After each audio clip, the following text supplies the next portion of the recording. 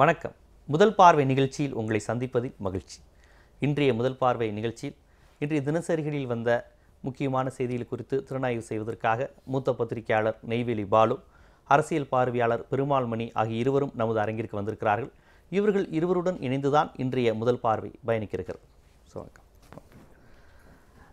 இன்றைக்கி முக்கியமான இன்றைக்கின்ல கடந்த 10 நாட்களாகவே தமிழ்நாட்டின் பரபரப்பு செய்தியாக இருக்கக்கூடிய காவிரி பிரச்சனை. இதில் பார்த்தீங்கன்னா காவிரி மேலாண்மை வாரியத்தை 4 வாரத்திற்குள் நடுவண் அரசு அமைக்க வேண்டுங்கிற மாதிரி உச்சநீதிமன்றம் தீர்ப்பு சொல்லி தமிழக விவசாயிகள்லாம் மகிழ்ச்சி அடைந்திருக்காங்க. அரசுக்கு கிடைத்த வெற்றி, விவசாயிகள் கிடைத்த வெற்றி, இன்னும் பல்வேறு விதமான விஷயங்கள்லாம் பேசப்பட்டாலுமே அங்கே கர்நாடகாவில் நடுவர்மன்ற தீர்ப்பாக இருந்தாலும் சரி, உச்சநீதிமன்ற தீர்ப்பாக இருந்தாலும் சரி, கண்டிப்பாக செயல்படுத்த மாட்டோம் அப்படிங்கிற மாதிரி தான் இன்றைக்கும் மீண்டும் சட்டசபை அவசரமாக கூடி கொடுக்க முடியாத சூழலில் தான் நாங்கள் இருக்கிறோம் அப்படிங்கிற மாதிரி அவங்க ஒரு தீர்மானம்லாம் நிறைவேற்றியிருக்கிறாங்க. காவிரி மேலாண்மை வாரியம் அமைக்க முடியாது அப்படிங்கிறதுல அங்கே ஆளும் அரசு, எதிர்கட்சியாக இருக்கக்கூடிய பாஜகவாக இருக்கட்டும், ஜனதா, எல்லா கட்சிகளும் ரொம்ப ஒரு சேர தீர்மானமாக சொல்லியிருக்காங்க. மேலாண்மை வாரியம்லாம் அமைக்க முடியாது, இதெல்லாம் இது உச்சநீதிமன்றம் இந்த மாதிரி விஷயத்தில் வரம்பு மீறி செயல்பட்டுருக்குங்கிற மாதிரி வார்த்தைகள்லாம் பயன்படுத்தியிருக்காங்க. இந்த சூழல் நம்ம எப்படி எதிர்கொள்கிறது?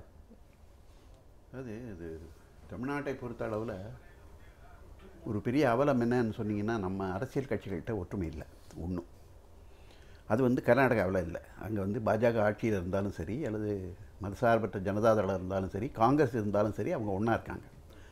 இப்போ தொடர்ந்து நம்முடைய முதல்வரோ அல்லது அதிமுக சார்பில் நம்ம என்ன சொல்லப்படுகிறது என்று சொன்னால், மற்றவங்கள்லாம் அரசியல் ஆக்குறாங்கன்னு. அது முதல்ல தவறு. மற்றவங்கள் அரசியல் வேறுபாடு இல்லாமல் ஒன்றாக நிற்கிறார்கள். அரசியல் செய்வது அதிமுக மட்டும்தான். இது ஒரு முக்கியமான பாயிண்ட். இது வரைக்கும் அப்படி யாருமே பார்க்கறதில்ல. உச்சநீதிமன்றம் வரை சென்று இன்று தொடர்ந்து அந்த சட்ட ரீதியான போராட்டங்களை வழிநடத்தி இருக்கிறதும் அவங்கன்னு சொல்லலாமா? அது வேறு. ஆனால் என்ன அப்படின்னு சொன்னீங்கன்னா, அவங்க செய்கிறது என்னன்னு சொன்னீங்கன்னா, இதுக்கு ஒரு முதலமைச்சரோ ஒரு அரசியல் கட்சியோ தேவையில்லை. ஒரு சீஃப் செக்ரட்டரியோ இல்லைன்னா ஒரு டிபார்ட்மெண்ட் செக்ரட்டரி செய்வார். இது பூராவுமே லீகல் ஆக்ஷன், சட்டப்பூர்வமான நடவடிக்கை என்பதற்கு நீங்கள் ஒரு அரசு தேவையில்லை, ஒரு அரசியல் கட்சி தேவையில்லை. அப்போ என்ன சொன்னீங்கன்னா, ஒரு அரசியல் கட்சியும் ஒரு அரசும் என்ன செய்ய வேண்டும் என்று சொன்னால், சட்டத்திற்கு பிறகு இப்போ நான் என்ன கேட்குறேன்னு சொன்னால், கர்நாடகாவில் மாற்றி இவ்வளோ தீர்ப்பு வந்துருச்சு. என்ன சொல்ல போனீங்கன்னா, நீங்கள் 91லேயே நம்ம 2007லேயே நமக்கு காவிரி ஆணையம் தீர்ப்பு கொடுத்துருச்சு. ஏன் 9 ஆண்டாக பண்ண முடியல? சட்டத்தீர்வு தானே, ஏன் அமல்படுத்த முடியல? அதுக்கு என்ன தேவைப்படுகிறது என்று சொன்னால், ஒரு அரசியல் உறுதிப்பாடு வேணும், ஒரு பொலிட்டிக்கல் கன்விக்ஷன் வேணும். அந்த பொலிட்டிக்கல் கன்விக்ஷனுங்கிறது எப்படி வரும் என்று சொன்னால், ஆளும் கட்சியும் அல்லது அந்த நம்ம தமிழ்நாட்டிலேயோ எந்த பகுதியிலும் இருக்கக்கூடிய அரசியல் கட்சிகளுடைய ஒருமித்த ஒரு ஒற்றுமை தான் வரும். ரெண்டாவது, இந்த கர்நாடக பிரச்சனையில் ஒரு முக்கியமான ஒரு விஷயத்தை சுப்ரீம் கோர்ட்லேருந்து யாருமே அதை வலியுறுத்தவில்லை. அது என்னன்னு சொன்னீங்கன்னா, இப்போ அண்மையில் நம்முடைய பொது படிப்புத்துறையினுடைய சீஃப் இன்ஜினியராக இருந்தவர் வீரப்பன் இன்றைக்கு சொல்லியிருக்கார், ஒரு கருத்து சொல்லியிருக்கார் அண்மையில். என்னன்னு சொன்னீங்கன்னா, காவிரியிலேருந்து வரக்கூடிய நீர் கிருஷ்ணராஜ சாகருக்கு போவதற்கு முன்னால் 2700 ஏரியில் அதை தேக்கி வச்சுக்கிறாங்க. ஒன்று. அதே மாதிரி பார்த்தீங்கன்னு சொன்னால், இந்த ஒப்பந்தத்திற்கு பிறகு ஹேமாவதி, ஹேரங்கி, இன்னும் 4 இடங்களில் அவன் அணைகளை கட்டி அங்கே நீரை தேய்க்கிறாங்க. இது ரெண்டுமே கர்நாடகா தமிழகத்தினுடைய ஒப்புதல் இல்லாமல், இன்னும் சொல்லப்போனால் மைய அரசனுடைய ஒப்புதல் இல்லாமல் தேக்கி வைக்கப்பட்ட நீர். மைய அரசின் ஒப்புதல் இல்லாமலையா இல்லை கவனத்தை பெறாமலையா? எப்படி எந்த வார்த்தையை பயன்படுத்துறது? தமிழ்நாட்டில் அதை கவனிக்கவே இல்லைங்கிறது ஒரு பெரிய மோசம். அது ரொம்ப நமக்கு ஒரு பெரிய அளவுக்கு ஒரு இது. அதே மாதிரி மைய அரசு கவனிக்கவில்லை. ஏன் கவனிக்கலை? இது ஒரு கேள்வி வருது. ஏன் இந்த மாதிரி கிட்டத்தட்ட அவங்களுடைய பாசன பரப்பு ஒப்பந்தத்தின் போது 11.3 லட்சம் தான். இன்றைக்கி 21.7 லட்சம் அவங்ககிட்ட இருக்குது. ஆனால் நம்முடைய பரப்பு என்பது 30லேருந்து சரிஞ்சு இப்போ 11க்கு வந்துருச்சு. இன்றைக்கு கர்நாடகா அவர்களுடைய அந்த பாசன பரப்புக்கு தேவையான நீர் எவ்வளோன்னு சொன்னீங்கன்னா 460 டிஎம்சி. நீங்கள் கிருஷ்ணராஜ சாகரில் கிடைக்கிறதே 340 என்னவோ தான் கிடைக்குது. அப்போ அந்த சூழலில் 460 டிஎஸ்சிக்கான பரப்புகளை அவர்கள் விரிவுபடுத்திய பிறகு இயல்பாக கர்நாடகா இருக்கக்கூடிய கட்சிகளும் அங்கே இருக்கக்கூடிய விவசாயிகளும் அதுக்காக போராடுவாங்க. ஆனால் இதை தமிழக அரசும் இதை வலியுறுத்தவில்லை. அதே மாதிரி நீங்கள் மைய அரசோ அல்லது உச்சநீதிமன்றமோ இதை கவனிக்கிறேங்கிறது ஒரு மிகப்பெரிய விஷயம். அப்போ என்ன கேள்வி வருது என்று சொன்னால், ஏன் இதை கவனிக்க மாட்டேங்கிறார்கள்? அப்போ என்ன சொன்னீங்கன்னா, தொடர்ந்து ஒரு எண்ணம் என்ன வருது என்று சொன்னால், ஏன் தமிழகம் என்றால் எல்லா வகையிலையும் நாம் வஞ்சிக்கப்படுகிறோம். அது முல்லை பெரியார் பிரச்சனையாக இருக்கட்டும், பாலாறு பிரச்சனையாக இருக்கட்டும், அல்லது இன்றைக்கு வந்திருக்கக்கூடிய இந்த உச்சத்தில் நிற்கக்கூடிய காவிரி பிரச்சனையாக இருக்கட்டும், இதை ஏன் கவனிக்க மறுக்கிறது? அதே மாதிரி இன்னொரு வேடிக்கை பார்த்தீங்கன்னா, உச்சநீதிமன்றம் என்ன சொல்லுது என்று சொன்னால், அந்த கர்நாடகாவில் கலாட்டா நடந்த பிறகு, அந்த 16ஆம் தேதிக்கு கலாட்டா 6ஆம் தேதி நடந்த பிறகு என்ன சொல்லுதுன்னா, தமிழக அரசும் கர்நாடக அரசும் அவங்க வந்து அமைதி காக்க வேண்டும்னு சொன்னாங்க. தமிழக அரசு என்ன, தமிழ்நாட்டில் என்னத்துக்கு தமிழக மக்கள் எதுக்கு அமைதி காக்கணும்? அவன் அடிக்கிறான், இவன் ரியாக்ட் கூட பண்ணக்கூடாது, அடிச்சா கூட அழக்கூடாதா? எனக்கு கூட புரியுது. பொதுவாக யாரும் வன்முறையில் ஈடுபடாதீங்கிற ஒரு அர்த்தம் சொல்லக்கூடாது. நான் என்ன சொல்றேன்னா, அடிக்கிறவனையும் அடிபடுறவனையும் சேர்த்து பேசக்கூடாது. தமிழ்நாட்டில் நடந்த ஒரே ஒரு நிகழ்ச்சி என்று சொன்னால் என்ன சொல்லலாம்னு சொன்னால், இந்த ராமேஸ்வரத்தில் நடந்த நிகழ்ச்சி. அங்கே கூட வன்முறை கிடையாது. ஒருத்தர் நீ காவிரி தமிழ்நாடு தான் சொந்தம்னு சொல்லுன்னு சொல்கிறாங்க, அதுக்கு மேலே ஒன்றுமே சொல்லலை. அவங்க பெரிய அடிக்கவோ உதைக்கவோ இல்லை. ஆனால் கர்நாடகாவில் எவ்வளவு அவலம் நடந்திருக்கு. 42 இதை பஸ்ஸை வந்து எரிச்சிருக்காங்க. ஒவ்வொன்றும் கிட்டத்தட்ட 30 லட்சம் 40 லட்சம் பெறக்கூடியது. அதை பற்றி உச்சநீதிமன்றம் ஒன்றும் சொல்லலை, மோடி சொல்ல. மோடி என்ன செய்தார்னா, அவர் வந்து நடுநிலை பேசுகிறார். கர்நாடக மக்களும் தமிழக மக்களும் அமைதி காக்க வேண்டும். எதுக்கு அமைதி காக்கணும்? நான் ஏன் அமைதி காக்கணும்? அடி வாங்குறோம், அமைதி காக்கிறதுனா என்ன அர்த்தம்? இது தான் அடிக்கும் போது இல்லை, இது போன்ற விஷயங்களை உச்சநீதிமன்றம், நடுவண் அரசு, கர்நாடக மாநில அரசு மூன்றுமே இந்திய இறையாண்மைக்கு சார்பா இல்லைங்கிற விவாதங்களை உங்களை போன்றவர்கள் பல இடங்களை வச்சிருக்கீங்க. இல்லை, இப்போ சித்தராமையா இப்போ நம்ம காவிரி மேலாண்மை வாரியம் அமைக்கணும் உச்சநீதிமன்றம் சொல்லிருச்சு. நடுவண் அரசு பொறுப்பில் இருக்குது, 4 வாரத்தில் அமைக்கணும்னு சொல்லிடுச்சு. சொன்னதற்கு பிறகு அவங்க வந்து ஆளுநரிடம் அனுமதி பெற்று ஒரு சட்டமன்ற கூட்டத்தொடர் அவங்க இது பண்ணுறாங்க. ஆளுநரே அதுக்கு ஒப்புதல் அளிக்கிறாரு. உச்சநீதிமன்ற தீர்ப்புக்கு எதிராக தான் பண்ண போகிறாங்கன்னு தெரிஞ்சு அவர் ஒப்புதல் அளிக்க பண்ண போகிறாங்க. இப்போ என்ன பண்ணுறது? இப்போ இதன் மூலமாக கர்நாடக அரசு என்ன கிளைம் பண்ணிக்கிறாங்க? உச்சநீதிமன்றத்துக்கு எதிராக இருக்கும். நான் என்ன சொல்கிறேன்னு சொன்னால், இப்போ இன்றைய வரை நடந்திருக்கக்கூடிய விஷயம் என்னன்னு சொன்னால், சட்டப்பூர்வமாக உச்சநீதிமன்றத்திலிருந்து அல்லது உயர்நீதிமன்றத்திலிருந்து எந்த நீதிமன்றமாக இருந்தாலும் வந்து அந்த நீதிமன்றத்தில் அல்லது ஆணையத்தில் வரக்கூடிய சட்டப்பூர்வமான தீர்வு என்பது தொடர்ந்து மீறப்படுகிறது. இப்போ இதற்கு அடுத்த ஆல்டர்னேட், இதற்கு மாற்று வழி என்ன என்று சொல்லும்போது தான் அதில் தான் என்ன வருது என்று சொன்னால், அரசியல் ரீதியாக தமிழகத்தில் ஒன்றுபடாமல் அதற்கான ஒரு பெரிய போராட்டத்தை நடத்தாமல் 40 MP நம்ம கையில் வச்சுக்கிட்டு எதுக்கு இருக்கோம்? இன்னும் அறுக்க மாட்டாங்க இடுப்பில் 52 அருவான கிராமத்தில் ஒரு பழமொழி சொல்லுவாங்க. அந்த மாதிரி 40 பேரை வச்சுக்கிட்டு என்ன பண்ணுறீங்க? நீங்கள் ஒரு நிர்பந்தம் கொடுக்கலாம்ல. கலைஞர் வந்து ஒரு குறிப்பிட்ட திமுக, அதிமுக, பாமக, விசி, காங்கிரஸ் எல்லாரும் ஒன்று சேர்ந்து நிற்கணுங்கிறீங்க, அதானே? தமிழக மக்களுடைய உணர்வுகளை பிரதிபலிக்கக்கூடியவங்க அவங்க யார் வேணாலும், கட்சி எப்படி வேணாலும் இருக்கட்டும், அதை நான் சொல்ல 1-2 வெளில போகும் வரும். ஆனால் முக்கியமாக இருக்கக்கூடிய கட்சிகள் ஒன்றிணைந்து அப்படிப்பட்ட ஒரு நெருக்கடியை இன்றைக்கு கொடுக்காதவர்கள். நீங்கள் நல்லா பாருங்கள், இந்த இந்த பந்து நடந்ததில்ல, அதற்கு பிறகே வந்து உச்சநீதிமன்றத்திலேருந்து எல்லா இடத்துலையும் ஒரு சின்ன மாற்றம் வந்தது. அது ஒரே ஒரு நாள் தான். அது வந்து உச்சநீதிமன்ற தீர்ப்புல வந்ததுக்கு அது ஒரு அசைவுங்க காரணம். அது ஒரு தமிழ்நாட்டில் நடந்த வேலை நிறுத்தம். ஆமா, அது ஏன் அப்படின்னு கேட்டீங்கன்னா, இன்னைக்கு தமிழ்நாட்டை நீண்ட நாளைக்கு பிறகு இப்படிப்பட்ட ஒரு ஒற்றுமை உருவாகல, ஒரு பெரிய எதிர்ப்பு இன்றைக்கு உருவாகிருக்குங்கிறது உண்மைதான்.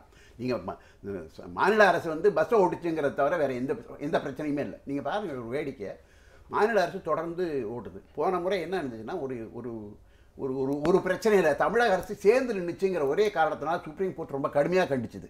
ஒரு அரசு வந்து அதனுடைய எசென்சியல் சர்வீசஸை நடத்தணும், பஸ்ஸையோ மற்ற நடத்தணும், அதுவும் சேர்ந்து வந்து பந்தில் கலந்து கொள்வது தவறுன்னு சொல்லிச்சு. கேரளாவிலையும் அப்படி ஒரு தீர்ப்பு வந்தது. ஆனால் இன்றைக்கி கர்நாடகா நடக்கிறத பொறுத்தவரை ஏன் பேச மாட்டேங்கிறாங்க? இன்றைக்கி வந்து இன்னமும் பெங்களூருக்கும் தமிழ்நாட்டுக்கும் வந்து நம்ம பஸ் போக்குவரத்தோ லாரி போக்குவரத்தோ முழுமையாக வாகன போக்குவரத்து நிறுத்தப்பட்டிருக்கிறது. இதை பற்றி உச்சநீதிமன்றமோ அல்லது ஏன் அமைச்சர்களோட பேசலை? பெரும்பாலும் உச்சநீதிமன்றம் வந்து இப்போ சொல்லிட்டாங்க 4 வாரத்திற்குள்ள அமைக்கணும்னு சொன்னதற்கு பிறகு நடுவண் அரசினுடைய பணி தான் அது. ஆனால் நடுவண் அரசிடமிருந்து ஒரு சின்ன ஒரு பதில் வினை கூட அதுக்கு வரல. என்ன செய்ய போகிறோம், செய்வாங்களான்னு. இப்போ பொன் ராதாகிருஷ்ணன் அவர்களை வரவேற்றிருக்காரு, செய்வாங்கங்கிறாங்க. தமிழிசை அவர்கள் தொடர்ந்து அதை வலியுறுத்துகிறாங்க. தொடர்ந்து தமிழகத்தின் குரலாக தான் அவங்க வெளிப்படுத்துகிறாங்க. நான் கேட்பது நடுவண் அரசு டெல்லி என்ன சொல்லியிருக்கு? இல்லை, மத்திய சர்க்கார் வந்து இப்போ இந்த எதுவும் சொல்ல தேவையில்லைல்ல. நான் என்ன நினைக்கிறேன், உச்சநீதிமன்ற விஷயத்தில், காவிரி விஷயத்தில் இதுவரை எல்லாமே சரியாக போயிட்டுருக்கிறதா தான் நான் கருதுகிறேன். முக்கியமாக வந்து ஐயா ஒரு விஷயம் சொன்னதோட எனக்கு ஒரு சின்ன முரண்பாடு இருக்குது. எப்படின்னு பார்த்தீங்கன்னா, நம்ம காவிரியில் வந்து ரொம்ப முக்கியமாக தமிழ்நாட்டில் ஒரு முக்கியமான ஒரு அரசியல் நடக்குது. இதனுடைய உணர்ச்சிகரமான அரசியல்னு ஒன்று இருக்குல்ல, காவிரி நதிநீர் சம்பந்தப்பட்ட இதனுடைய உணர்ச்சிகரமான இடத்தை விட்டு இந்த விஷயத்தை நகர்த்தியதில் அனைத்து இந்திய அண்ணா திராவிட முன்னேற்ற கழகத்திற்கு ஒரு முக்கிய பங்கு இருக்குது. இப்போ நடந்து முடிந்த இந்த பந்தில் கூட அவங்க நினச்சிருந்தா அவங்க கட்சியாக கலந்துருக்கலாம். உச்சநீதிமன்ற தீர்ப்பு என்ன சொல்லுதுன்னா, ஆட்சியில் இருப்பவர்கள் அரசு வேற கட்சி வேற அப்படிங்கிற அளவில் அதிமுக அந்த போராட்டத்துக்கு ஆதரவு தெரிவிச்சிருக்கலாம். அதே நேரத்தில் நீங்கள் அந்த பந்தை கொஞ்சம் அணுகி கவனிச்சிங்கன்னா, அது பள்ளிகள் இயங்கியது, அரசு பேருந்துகள் இயங்கியதை தவிர பெரும்பாலான வணிக நிறுவனங்கள் அடைக்கப்பட்டிருந்தது. அது ஒரு 80% டோட்டல் சக்ஸஸ் அப்படிங்கிற அளவில் தான் அந்த பந்து நடந்தது. அப்போ நான் என்ன இதில் கருதுறேன்னா, முதல்ல வந்து இதில் இருந்த அந்த உணர்ச்சிகரமான அரசியல், ஏன்னா நம்ம மேலே திராவிட இயக்கங்கள் மேலே வட இந்திய பார்வையாளர்கள் அல்லது ஆங்கில பார்வையாளர்கள் வைக்கிற மிக முக்கியமான குற்றச்சாட்டு என்னென்னா, அவங்க இங்கே நடந்த வளர்ச்சி திட்டங்கள், இங்கே இருக்கிற சோசியல் வெல்ஃபேர் ஸ்கீம்ஸ் எல்லாம் அவங்க அணுகி பார்க்கறது இல்லை. அப்படி பார்க்காம இதில் வந்து ஒரு உணர்ச்சிகர அரசியல் இருக்குது, இதில் ஒரு சினிமா கவர்ச்சி அரசியல் இருக்குங்கிறது தான் திரும்ப திரும்ப சொல்கிறாங்க.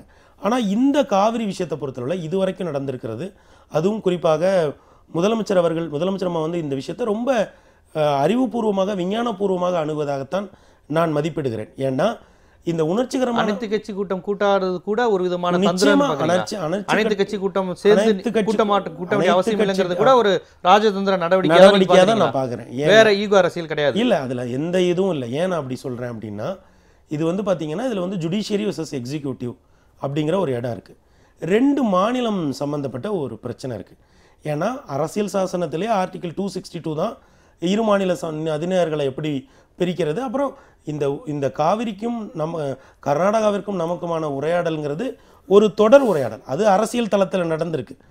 புரட்சித் தலைவர் எம்ஜிஆர் வந்து ஒரு முதலமைச்சர் வீட்டுக்கு போயிட்டு எனக்கு வந்து நீங்கள் காவிரியில் தண்ணி கொடுத்து, அந்த மாதிரியான ஒரு உணர்ச்சிகரமான அரசியல்லாம் இதில் இருந்திருக்கு. நீங்கள் எனக்கு தண்ணி கொடுத்தா தான் நான் வந்து உங்கள் வீட்டில் சாப்பிடுவேன். காவிரி நடுவர்மன்றம்லாம் அப்போ அமைக்க இல்லை, அதுலேருந்து நகர்ந்து வந்திருக்கோம். அதான் ஜீவா, அதுலேருந்து நகர்ந்து காவிரி நடுவர் மன்றம் அமைக்கப்பட்ட பிறகு களத்தில் என்ன நடந்தது அப்படின்னு நம்ம பார்த்தோம்னா, இந்த உணர்ச்சிகர அரசியலில் இருந்து இவங்க நகர்ந்து முழுக்க ஜுடிஷியரி கிட்ட கொடுக்குறாங்க. நீங்கள் சொல்லுங்கள், அங்கே ஒரு அரசு இருக்குது, அவங்க நாங்கள் கேட்குறோம் அப்படின்னு சொல்கிறாங்க. இதுலேயே இன்னொரு விஷயம் என்னென்னா, முன்னெல்லாம் வந்து எப்படி நடக்கும்னா பந்த் நடக்கும். உச்சநீதிமன்றம் என்ன சொன்னாலும் இல்லை எங்கிட்ட பந்த் இருக்குது, நாங்கள் தண்ணியை இப்போ அதுக்கு பிறகு உச்சநீதிமன்றம் கண்டிச்சாதான் தண்ணியை திறப்பாங்க. ஆனால் இந்த தடவையே முதல்ல அந்த 15,000 கன அடி திறக்கணும் அப்படின்னு சொன்னோன்னா உடனே திறந்துட்டு தான் அதற்கு பிறகுதான் கர்நாடகாவே பந்துக்கு மாதிரியான விஷயங்கள் மறுசீராய்வு மனு போனாங்க. ஆனா அதை உச்சநீதிமன்றம் தள்ளுபடி செஞ்சிருச்சு. மறுசீராய்வு மனு போனாங்க. இப்போ இந்த மாதிரியான விஷயங்கள் இப்போ வந்து இந்த ஜுடிஷியரி எக்ஸிக்யூட்டிவ் 2 ஸ்டேட்டு சென்டர் இதர்களுக்குள்ள ஒரு தரமான உரையாடல் இதற்குள்ள இருக்குது. இப்போ நீங்களே கேட்கிற மாதிரி மத்திய சர்க்காருக்கு மாண்புமிகு உச்சநீதிமன்றம் 4 வாரம் கொடுத்துருக்காங்க. நீங்கள் 4 வாரத்துக்குள்ள காவிரி மேலாண்மை வாரியத்தை கண்டிப்பாக அமைக்கணும். ஏன்னா பழைய தீர்ப்பில் வந்து என்ன சொன்னாங்கன்னா அவ்வளோ அவசரமாக அமைக்க வேண்டியதில்லை அப்படிங்கிற மாதிரியான, ஏன்னா அதில் 2 விதமான இன்டர்பிரிட்டேஷன் இருக்கு. ஆனால் உச்சநீதிமன்றம் நடுவர் அரசிடம் என்ன சொல்லியிருக்குன்னா, என்னுடைய தீர்ப்புக்கும் இந்த ப்ராசஸ் போகிறதுக்கும் காவிரி நடுவர் மன்றம் இது நீங்கள் நடுவர் மன்ற அமைப்பிற்கும் என்ன தொடர்பு கேட்டிருக்காங்க. நீங்கள் இதை தாமதிக்கிறதுக்கு எப்போ பார்த்தாலும் உச்சநீதிமன்றத்தை சொல்லியிருக்கீங்களேன்னு சொல்லி அதை அவங்க இன்னும் சொல்ல நடுவர் அரசை தலையிலேயே கொட்டியிருக்காங்கிற கூட உங்களுக்கு இதுக்கு என்ன சம்மந்தம், ஏன் அமைக்கலன்னு கேட்டல. அந்த இன்டர்பிரிட்டேஷன்ல ஒரு சிக்கல் இருக்கு. இப்போ என்னன்னா இதுல வந்து ஒரு அவசரம் காட்ட வேண்டாம் அப்படிங்கிற மாதிரியான ஒரு வரி இருந்ததா பாஜக நம்புறாங்க அந்த அந்த முதல் தீர்ப்பு வந்த பொழுது. அதனால நாங்கள் தாமதப்படுத்துகிறோம் அப்படின்றாங்க. ஆனால் இது போன்ற இப்போ மேலாண்மை வாரியங்கள் வந்து கிருஷ்ணா கோதாவரிக்கும் மேலாண்மை வாரியம் இருக்குது. ஆனால் அது வந்து வருடம் முழுக்க தண்ணீர் வந்து தேவையான அளவுக்கு ஓடுவதனாலையும் ஏறக்குறைய 3000 கன அடி வந்து கிருஷ்ணாவில் வந்து போய் கடலில் கலக்குது. அப்படிங்கிறத அந்த மேலாண்மை வாரியங்கிறது ஒப்பீட்டு அளவில் வந்து அதனுடைய தன்மையிலையும் தரத்திலையும் காவிரி மேலாண்மை வாரியத்தை விட வேறுபட்டது. அப்போ இதில் இந்த இடத்துல தான் என்னென்னா நீதிமன்றம், ஜுடிஷியரி, எக்ஸிக்யூட்டிவ், அரசாங்கம், இதற்கு பிறகு இந்த இடத்துல தான் ஒரு அரசியல் வந்து உள்ளே வருது. ஏன் அப்படின்னு பார்த்தீங்கன்னா தென் மாநிலங்களில் பாஜக வலுவாக காலூன்றி இருக்கக்கூடிய மாநிலங்களில் இன்றைக்கு கர்நாடகா மட்டும்தான் ஒன்றாக இருக்கிறது. மற்ற இடங்களில் அவங்களுடைய ஓட்டிங் பர்சன்டேஜுங்கிறது ரொம்ப நெக்லிஜிபிளாக தான் இருக்குது. இப்போ தான் வந்து கேரளாவில் ஓரளவுக்கு வந்து அவங்களால வர முடியுது. அப்படி பார்க்கிற பொழுது இதில் நாம் கண்ணுக்கு தெரியாமல் இருக்கிற அரசியலையும் உள்ளெடுத்து பார்க்கிற பொழுது தமிழ்நாடு அல்லது தமிழக அரசியல் தலைவர்கள் உண்மையிலேயே இந்த பிரச்சனையில் ஒரு அரசியல் முதிர்ச்சியை தான் காட்டுறாங்க.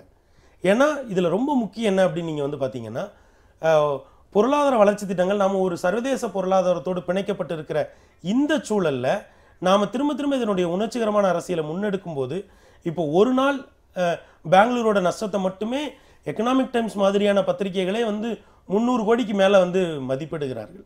அப்போ அப்படி பார்க்கிற போது இதற்குள் இருக்கக்கூடிய பொருளாதாரத்தையும் நாம் சேர்த்து அணுகுகிற பொழுது நாம் நீதிமன்றத்தை முழுமையாக நம்புவது என்பதும் இன்னமும் 4 வாரங்களுக்கு காத்திருப்பது என்பதும் பெரிய தவறொன்றும் இல்லை அப்படின்னு தான் நான் நினைக்கிறேன்.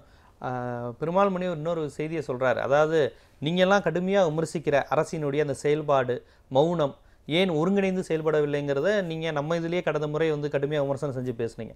ஆனால் அதுதான் ராஜதந்திர நடவடிக்கை, அதுதான் மிகப்பெரிய அளவில் வெற்றியை பெற்று தரப்போகிறதுங்கிற அவருடைய வாதத்தை நீங்கள் எப்படி பார்க்குறீங்க? அவர் வந்து ஒரு முக்கியமான நான் சொன்ன பிரச்சனையை அவர் கணக்கில் எடுத்துக்கொள்ளலை. அதாவது சட்ட ரீதியான தீர்வுகள் இன்று வரை நடைமுறைப்படுத்தப்படவில்லை. ஒவ்வொரு முறையும் மீறப்படுகிறது. இதுதான் உண்மை. நீங்கள் 91 நடந்த முதல் கலவரத்திலேருந்து எடுத்துக்கிட்டிங்கன்னா அன்றைக்கி கிட்டத்தட்ட 300 பேர் தமிழர்கள் கொல்லப்பட்டார்கள். லட்சக்கணக்கான பேர் தமிழகத்துக்கு விரட்டப்பட்டார்கள். அதுலேருந்து நீங்கள் எடுத்தீங்கன்னு சொன்னால் இந்த உணர்ச்சிகரமான பிரச்சனை என்பது பெருமளவிற்கு உணர்ச்சிகரமாக செய்வது என்பது தொடர்ந்து கர்நாடகா. நீங்கள் நல்லா புரிஞ்சுக்கிடுங்க. தமிழ்நாட்டில் அந்த மாதிரியான உணர்ச்சிகரமாக அரசியல் கட்சிகள் ஸ்டேட்மெண்ட் தான். வட இந்திய பார்வை என்பது தமிழ்நாட்டுக்கு உணர்ச்சிகரமான அரசியல் அதை கூட நீங்கள் ஒதுக்கிடுங்க. நீங்கள் வட இந்தியா தென்னிந்தியான்னு பண்ண வேண்டாம். நான் என்ன சொல்கிறேன்னா, கர்நாடகாவில் ஒரு சின்ன சின்ன அசைவுக்கும் எதிர்வினை என்பதும் உணர்ச்சி என்பதும் இன்றைக்கு பெருமளவுக்கு பிரவாகமாக ஓடுவது என்பது வந்து கர்நாடகாவில். ஒரு ரஜினிகாந்தனுடைய படத்தை வெளியிட முடியல, ஒரு கர்நாடகத்துக்காரர் தான் அவர். அதே மாதிரி இன்றைக்கி ஜெயலலிதாவை பற்றி என்னொன்று பேசுகிறாங்கன்னா அவங்க கன்னடத்து பொண்ணுன்னு பேசக்கூடிய அளவிற்கு இங்கே இருக்காங்க. அதே மாதிரி நான் கேட்குறேன், அகில இந்திய அளவில் எடுத்துக்கிட்டிங்கன்னா ஜாட் போராட்டம், இப்போ அண்மையில் நடந்து குஜராத்தில் நடத்தக்கூடிய பட்டேல் போராட்டம். அப்போது என்ன என்று சொன்னால் இந்த உணர்ச்சிகரமான மக்களை திரட்டி மிகப்பெரிய வன்முறையோடு சேர்ந்த ஒரு போராட்டம் என்பதும் உணர்ச்சிகரமான அந்த மாதிரியான மக்கள் எழுச்சி என்பதும் நம்ம தமிழ்நாட்டில் கிடையாது. நீங்கள் ஜாட்டில் வந்திருக்கு, அவங்களுக்கு பலன் இருக்குது. பட்டேலில் வந்திருக்கு, இன்றைக்கி பலன் அவங்க கிடைக்க போகுது. நான் என்ன சொல்கிறேன்னா, தமிழ்நாட்டில் அந்த மாதிரியான உணர்ச்சிகரமான நடவடிக்கை இல்லை என்பதுதான் என்னுடைய கருத்து. தலைவர்கள் எல்லாம் பேசிக்கிட்டு இருக்காங்க. நீங்கள் என்ன நடந்தது நமக்கு தெரியும். ஈழ பிரச்சனை நடக்கும்போது என்ன நடந்தது நமக்கு தெரியும். பெரிய பெரிய ரத்தம் கக்கிற மாதிரி அது ஒரு முதிர்ச்சி பெற்ற சமூகம் நம்ம தமிழ் சமூகத்தை. அது அல்ல, அது அசட்டையான சமூகம். இந்த தமிழ் சமூகத்தை பொறுத்த அளவில் நம்மை பொறுத்த அளவில் ஒரு தெளிவற்றவர்களாக இருக்கிறோம். நமக்குள்ள வந்து இந்த கட்சி போட்டி தான் இருக்க ஒழிய நமக்குள்ள ஒன்றுபட்ட தமிழர்களுடைய நலன், தமிழ்நாட்டினுடைய நலன், தமிழ் மொழியினுடைய நலன் என்று வரும்பொழுது நமக்குள்ளே இருக்கக்கூடிய இந்த பிரிவினை என்பது தொடர்ந்து நமக்கு எதிராக இருக்கிறது என்பதை தான் நான் சொல்கிறேன். இப்போது முல்லை பெரியாரில் முதல்ல வந்தது எப்போ வந்ததுன்னு சொன்னீங்கன்னா, நான் சொல்கிறது கிட்டத்தட்ட 1961 என்னமோ வந்தது. அப்போ முதல்ல அந்த ஒப்பந்தம் வரும்போது அங்கே இருந்தவர் யாருன்னா பட்டம் பிள்ளைன்னு ஒரு பிரஜா சோஷலிஸ்ட் முதலமைச்சர் ஒருத்தர் இருந்தார். அப்போ அவர் கொடுக்க மாட்டேன்னு சொன்னார். அப்போ கேட்டாங்க தமிழ்நாட்டில், ஏன் கொடுக்க மாட்டேங்கிற, அந்த தண்ணி வந்து அரபிக்கடலில் தானே போகுது, நீ ஏன் அதை வந்து இந்த டேம் பெரியார் டேம் கட்டுறதுக்கு முன்னால். அப்போது இங்கேருந்து எதிர்க்கட்சி தலைவராக அந்த பி ராமூர்த்தி போய் பேசினார். பேசுகிற உடனே பட்டந்தானுப்பிள்ளை என்ன தெரியுமா சொன்னார், நான் தண்ணி தருவேன், நீ தேக்கி வச்சுக்கிட்டு நீ மின்சாரத்தை பயன்படுத்துவ, நீ விவசாயத்தை வந்து நீ அபிவிருத்தி பண்ணுவ, எனக்கு அது எதுவுமே பலன் இல்லை, நான் ஏன் அவனுக்கு தண்ணி கொடுக்கணும், எனக்கு எந்த பலனுமே இல்லைன்னு. அப்போ பி ராமூர்த்தி என்ன பேசினார்னா, ஒரு டிஎம்சிக்கு வந்து 1 பைசா, ஏதோ ஒரு மெகாவாட்டுக்கு 1 பைசாங்கிற ஒரு அடிப்படையில் நான் தமிழ்நாடு கவர்மெண்ட் 1 பைசா தரும்னு. அப்போ அனுப்புனது யாருன்னு சொன்னால் ராஜாஜி அனுப்புனார் பி ராமூர்த்தியை. அதனுடைய விளைவாகத்தான் அந்த ஒப்பந்தம் வந்தது. நீங்கள் அதே மாதிரி பார்த்தீங்கன்னா இன்றைக்கு நம்முடைய 61 சொல்கிறீங்களா? 61 காமராஜர் இல்லை, 61 காமராஜர் இல்லை, அதுக்கு முன்னாடி 55 54 ஏன்னா 61 காமராஜர் தானே அவர் இருந்தார், 54 நினைக்கிறேன். அது அதே மாதிரி நீங்கள் எடுத்தீங்கன்னா எம்ஜிஆர் போய் என்டிஆரோட நேராக பேசினார். நேர பேசிட்டு வீட்டில் கொடுத்த தண்ணியை நான் குடிக்க மாட்டேன், நீ எனக்கு காவிரியில் தண்ணி விட்டு தான் குடிப்பேன்னு சொன்னார். நான் என்ன சொல்றேன், குண்டராவட்டம் அந்த மாதிரி அப்ரோச் தான் எதிர்க்கட்சி தலைவர் அந்த கருணாநிதி போய் பேசி வாங்குறாரு வரலாறு அந்த மாதிரி. அது மாதிரி என்னன்னு சொன்னீங்கன்னா அந்த மாதிரியான இணக்கம். நீங்கள் இன்னொன்று சொல்கிறீங்க, எவ்வளோ நாள் இங்கே கர்நாடக தமிழர்களும் நம்முடைய கர்நாடகத்தில் இருக்கக்கூடியவர்களும் தமிழர்களும் சண்டை போட்டுக்கிட்டு இருக்க முடியும்? எவ்வளோ நாளைக்கு எடுத்து போட்டுக்கிட்டு இருக்க முடியும்? இது வந்து நம்ம நல்லா இயல்பாக புரிஞ்சுக்கூடாது. இன்னொன்று என்னன்னு சொன்னால், தமிழகத்தினுடைய ஒரு நிலை என்னன்னு சொன்னால், இங்கே தாமிரபரணி ஒன்றை தவிர எல்லா நதிகளுமே அடுத்த மாநிலத்திலேருந்து தான் இங்கே வருது. இந்தியா பூராவும் பல மாநிலங்களை, இன்னும் சொல்லப்போனால் பல நாடுகளை கடந்து போடக்கூடிய பிரம்மபுத்திராவால் நம்மளால் செட்டில் பண்ண முடியுது. பங்களாதேஷுக்கு நமக்கு செட்டில் பண்ண முடியுது. அதே மாதிரி நீங்கள் வந்து பாகிஸ்தானுக்கு நமக்கு வந்து நதி சட்லஜ், ஜீலம், அந்த போன்ற பஞ்சாப்லேருந்து ஓடி வரக்கூடிய அந்த நதிகள் தொடர்பாக, அந்த நீர் தொடர்பாக செட்டில் பண்ண முடியுது. ஏன் தமிழ்நாட்டை மட்டும் முடியுது?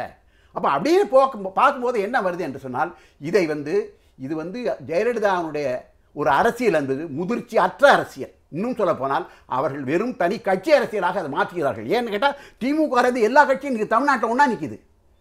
ஆனால் அவங்க என்னன்னு சொன்னீங்கன்னா, இன்றைக்கு ஜெயலலிதா மட்டும்தான் சொல்கிறாங்க, அந்த கோரிக்கை காதல் விழுந்த மாதிரி அவங்க காமிச்சிக்கிறது இல்லை. அப்போ என்ன சொன்னால், நான் இன்னொன்னே கேட்குறேன், ஜெயலலிதா போய் நேராக போய் பேசட்டுமேங்கிற சீதாராமையாவா ஏன் போய் பேசக்கூடாது? போய் பேசுங்க. என்ன நீங்கள் என்ன 2 பேரும் பேச்சுவார்த்தைகள் எதுவும் பலனில்லாமல் போய்விட்ட ஒரு கையேறு பெரிய பெரிய அதிகார மையங்கள் எல்லாம் நம்பி உச்சநீதிமன்றத்தை மட்டுமே நம்புகிற நிலைக்கு தமிழ்நாடு தள்ளப்பட்டிருக்கிறதா ஒரு சூழல்? அது இல்லை, அது சரியில்லை. ஏன்னு சொன்னீங்கன்னா, நம்ம பேச்சுவார்த்தை என்பது எப்போ வேணாலும் வரலாம், எப்போ வேண்டுமானாலும் வரலாம். நான் அதைத்தான் சொன்னேன். சட்டபூர்வமாக தீர்வு வந்த பிறகும் நடைமுறைப்படுத்தப்படாமல் இருப்பதற்கான காரணத்தை இன்றைக்கு பேசணும். என்ன பேசணும்னு சொன்னால், நான் என்ன சொல்றேன், ஜெயலலிதா போய் பேசட்டும். ஜெயலலிதாவும் சீதாராமையும் என்றைக்குமே சந்திச்சதில்லை, அல்லது கர்நாடக முதலமைச்சரும் இந்த வாதம் இப்படி, அதாவது ஒரு சின்ன பதில் வினை கூட நான் காமிக்க மாட்டேன், பார்த்துக்குவேன், நான் ஒரு ஆள் என்னுடைய கவர்மெண்ட் நான் வந்து சந்திச்சுக்குவேன், யாரோடையும் உட்காந்து பேச வேண்டியதில்லை என்பது எப்படி ஒரு ஒட்டுமொத்த தமிழ் இல்லை. எப்படின்னு நீங்கள் பாருங்க, நான் தேவையில்லைங்கிறீங்க. அது ஐயாவே சொன்னபடி முதல்ல வந்து அது பர்சனாலிட்டி பாலிடிக்ஸாக இருந்தது. Personality politics. இப்போ வந்து இங்கே இருக்கிற ராமமூர்த்தி ஐயா போய் பக்கத்தில் பார்க்குறது, அவங்க 2 தலைவர்கள் சந்திச்சுக்கிறது, ஹெக்டேவை போய் கலைஞர் ஐயா பார்த்தது, இது பர்சனாலிட்டி பாலிடிக்ஸ். எம்ஜிஆர் ஐயா போய் குண்டுராவ் ஐயாவை பார்த்தது, இதெல்லாம் அதை தாண்டி அதை அதற்கடுத்து சட்டப்பூர்வமான இடத்துக்குள்ளே போயிடுச்சு. நீங்கள் ஒன்றை கவனிச்சுக்கணும், என்னென்னா அனைத்து கட்சி கூட்டத்தையோ இல்லை இதையோ முதலமைச்சர் அம்மா கூட்டலைங்கிறது மட்டுமே இல்லை, அவங்களே இந்த தீர்ப்பு பற்றியோ எது பற்றியுமே எங்கேயுமே பேசலை. அவங்க என்ன பண்ணுறாங்க, தீர்ப்பு வருதா, அடுத்து உச்சநீதிமன்றத்தில் என்ன பண்ணலாம், அவங்க ஜுடிஷியரியோட மட்டும்தான் உரையாடுறாங்க. அவங்க இது பற்றி ஒரு ப்ரெஸ் ரிலீஸோ அல்லது கட்சிக்காரங்கிட்ட பேசுறதோ அதைத்தான் அவர் வந்து விமர்சிக்கிறார். அது எப்படி இதை பற்றி ஒரு உரையாடல், தமிழ்நாட்டில் உள்ள அனைத்து அமைப்புகளும் உரையாடல் நிறுத்தாம இருக்கிறீங்கன்னு கேட்குறாரு. அதுதான் அதுக்கான அந்த இடத்துல நம்ம கடந்துட்டோம். ஏன்னா 91 ஒரு கலவரம் வந்த பொழுது அவ்வளவு தமிழர்கள் பாதிக்கப்படுறாங்க. நாம இன்னைக்கு பெங்களூரில் அவங்க என்ன சொல்கிறாங்க, பெங்களூருக்கு தண்ணி கொடுக்கறது ஒரு முக்கியமான பிரச்சனைங்கிறாங்க. பெங்களூரில் இன்றைக்கு இருக்கக்கூடிய தேசிய இனங்கள்லேயே பெரிய தேசிய இனம் தமிழ் தேசிய இனம் தான். 30 லட்சம் பேர் அங்கே இருக்காங்க. அப்போது அதையும் நம்ம கணக்கில் எடுத்து பார்க்கணும். அன்றைக்கு இருந்தது அன்னைக்கு 300 இருந்த உயிரிழப்பு இன்றைக்கு வந்து 2 குறைஞ்சிருக்கு. அதுவும் துப்பாக்கி சூட்டில் தான் வந்து அது நடந்திருக்கு.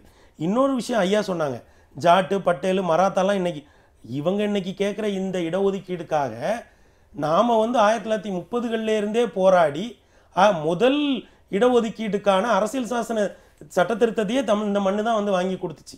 அதனால் நாம் வந்து 40 வருடங்களுக்கு முன்னாடி போராடிய போராட்டத்தை தான் இன்னைக்கு ஹரியானால ஜாட்டுகளும் அந்த போராட்டமும் வன்முறை போராட்டமா தமிழ்நாட்டில் இல்லை, வகுப்பு வாரி பிரித்த போராட்டமும் இங்கே ஒரு பெரிய வன்முறை போராட்டமா. நான் எதில் முரண்படுறேன் ஐயாவோட பெரியவங்களோடனா, நாம் ஒரு உணர்ச்சிகரமான அரசியலில் இருந்தோம். நாம் இது போற பெரிய அளவில் மக்கள் திரளை திரட்டி இந்த மண்ணில் நாம் மொழிக்காக போராட்டியிருக்கோம், சமூக நீதிக்காக போராடியிருக்கோம், உரிமைகளுக்காக போராடியிருக்கோம். இன்றைக்கு அதையெல்லாம் கடந்து இந்த இடத்துல தான் நான் சொல்லுகிறேன், திராவிட இயக்கங்களும் இந்த மண்ணில் இருக்கக்கூடிய பிற பிராந்திய கட்சிகளும் ஒட்டுமொத்த இந்தியாவினுடைய அரசியலிலேயே ஒரு புலிப்பாய்ச்சலை ஒரு முன்னெடுப்பை காட்டுகின்றன என்பதை இந்த காவிரி விஷயத்தில் நாம் புரிந்து கொள்ளலாம். அது நீங்கள் தமிழ்நாட்டுக்கான மாண்பு வரலாறு மரபை பற்றி நீங்கள் பெருமையாக சொல்வதை புரிந்து கொள்ள முடியுது. இப்போ அவர் ஒரு வார்த்தையை சொல்கிறார், அதாவது உங்கள் முதிர்ச்சியெல்லாம் நீங்கள் ஒரு புறம் வைத்துக் கொள்ளுங்கள், ஆனால் இப்போ நீங்கள் தொடர்ந்து ஒரு 30-40 வருடமாக அந்த நீராதார வாழ்வாதார பிரச்சனைகளை ஏமாற்று பண்ணி கொண்டிருக்கீங்க, அல்லது ரொம்ப அலட்சியமாக அசட்டையாக இருக்கிறீங்கிறார். அது வந்து யதார்த்தம் தானே? இல்லை அவர் சொல்லியிருக்கிறது யதார்த்தமா இல்லை அது ஒரு முதிர்ச்சியான வடிவமா? அசட்டையா இல்லை. நான் என்ன சொல்கிறேன்னா, நீங்கள் இருவரும் முன்னேற்ற கழகங்கள் தமிழ்நாடு சம்பந்தப்பட்ட பிரச்சனைகளில் அது முல்லை பெரியாராக இருக்கட்டும் இல்லை காவிரியாக இருக்கட்டும் அல்லது இந்த கெயில் விஷயங்களாக இருக்கட்டும், எதுவாக இருந்தாலும் இவங்க இப்போ என்ன சொல்கிறாங்க, நாம் இதற்கு ஒரு மத்திய சர்க்காரோட ஒரு உரையாடலை பண்ணுவோம், அந்த நிறுவனங்களோட ஒரு உரையாடல். திமுகவையும் சேர்த்து தான் நியாயப்படுத்துறீங்க. ஆமாம், ஏன்னா இந்த கடந்த கால திமுக ஆட்சியும் முல்லை பெரியார் கர்நாடகத்தில் ரொம்ப சரியா நடந்தாங்க. ஏன்னா அவங்க தானே நகர்த்துறாங்க. இப்போ நீங்கள் ஒன்றை மறந்து விடக்கூடாது, 2 விஷயங்களில் வந்து இருபெரும் முன்னேற்ற கழகங்களும் ஒற்றுமையாக இருக்காங்க. ஒரு அரசு கொண்டு வந்த வளர்ச்சி திட்டங்களை, ஒரு அரசு கொண்டு வர சமூக நல திட்டங்களை அடுத்த அரசு வந்த உடனே நிறுத்த மாட்டாங்க. சமூக நல திட்டங்கள்ல அப்படி கண்டினியூ பண்ண விட்டுருவாங்க. நான் ஒரு சிறிய உதாரணம் சொல்கிறேன், இந்த அம்மா உணவகங்கள் போன அரசு கொண்டு வந்தப்போ இந்த வருஷம் திமுக அவங்களுடைய தேர்தல் அறிக்கையில் என்ன சொன்னாங்க, அதை அண்ணா உணவகங்கள்ன்ற பேரில் நாங்கள் தமிழ்நாடு முழுக்க பரவலாக்குவோம்னு தான் சொன்னாங்க. சமூக நல திட்டங்களை இருபெரும் முன்னேற்ற கழகங்களும் தொடர்ந்துக்கிட்டே தான் இருப்பாங்க. அது முதல் விஷயம். 2வது, சட்ட போராட்டங்களையும் ஒரு அரசு எந்த இடத்துல விட்டுதோ அதிலிருந்து அடுத்து தொடருவாங்க. இன்னொரு, நான் இதை வேறு மாதிரி சொல்லுகிறேன், கூடங்குளம் அணு உலை பிரச்சனைக்காக ஒரு பிராந்தியம் பெரிய அளவில் போராடியது. ஆனால் இருபெரும் முன்னேற்ற கழகங்களும் அந்த பிரச்சனைக்குள்ளே போகவே இல்லை. அது உணர்ச்சிகரமாக போராடப்பட்டதை தவிர அதற்கு ஒரு முடிவு எட்டப்படவே இல்லை. ஆனால் நீங்கள் நம்மளுடைய பிரச்சனை என்னென்னா, நாம் வந்து ஒரு ஹைட்ராலிக் சொசைட்டி. ஹைட்ராலிக் சிவிலைசேஷன்னா என்ன சொல்கிறாங்கன்னா, வாட்டர் பாடிஸ் ப்ரொடக்டிவ் ஆக்டிவிட்டிக்காகவும் பாதுகாப்பு, அதாவது வெள்ளம் மாதிரியான விஷயங்களில் பாதுகாப்புகளுக்காகவும் கவர்மெண்ட் மேனேஜ்டு வாட்டர் பாடிஸ் இருக்கணுங்கிறாங்க. நான் இந்த முன்னேற்ற கழக அரசுகளோடு முரண்படுகிற இடம் எதுன்னா, நீங்கள் இது போன்ற வாட்டர் பாடிஸை, நீங்கள் சோழனோட குறிப்பை நீங்கள் எடுத்து பார்த்தீங்கன்னா 7000 ஏழைகளுக்கான இது இருக்குது. அப்புறம் பிரம்மதேயத்தை கொடுக்குறப்ப சொல்கிறான், எல்லாம் உனக்கு தான். பிரம்மதேய குறிப்பில் என்ன இருக்குது, இங்கே இருக்கிற கால்நடை புல் பூண்டு எல்லாமே உனக்கு தான். ஆனால் உன்னுடைய பகுதிகளுக்குள்ள வருதுல்ல ஓடை, அந்த வாட்டர் பாடிஸை நீ மறைக்கக்கூடாது அப்படின்றான். இன்னொன்று என்னன்னு நீங்கள் பார்த்தீங்கன்னா, உலகம் முழுக்க எழுதப்படாத ஒரு விதி கடைமடைக்கு தண்ணி கொடுக்கணும் அப்படிங்கிறது. இப்போ நம்ம பகுதிகளிலே பாசனத்தில் பார்த்தீங்கன்னா ஒரு பல வாய்க்கால் பாசனம் இருக்குது. நீங்கள் கடைமடை விளைஞ்சிரும், இடையில இருக்கிறவன் மாட்டிக்குவோம். ஏன்னா கடைமடைக்கு தண்ணி கொடுக்கணுங்கிறது உலகத்தினுடைய எழுதப்படாத மானுட அடிப்படை விதிகள்ல ஒன்று. அந்த விதி பின்பற்றப்படுவது அதை தான் சொல்றேன்.